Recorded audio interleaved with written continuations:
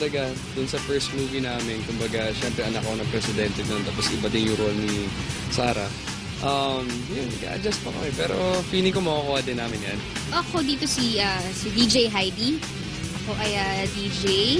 At ang aking mga pinagdaanan dito parang naging in a way parang man-hater ng konti. Kasi nga ayoko yung ugali ng mga lalaki na babaero, ganyan.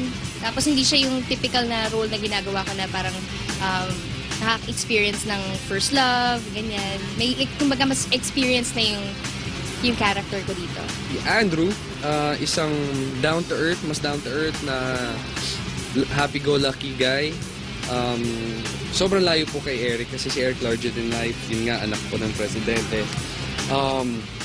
Yeah, yun. So, kung paano magka-clash yung kaming dalawa, kung paano kaming may in love, kung paano kami magkaka-developan sa movie, yan po ang dapat abangan.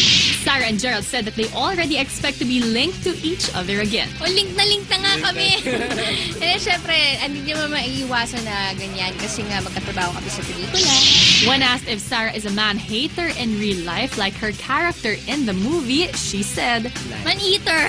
Joke lang. Hindi, joke lang. Ano? Fake?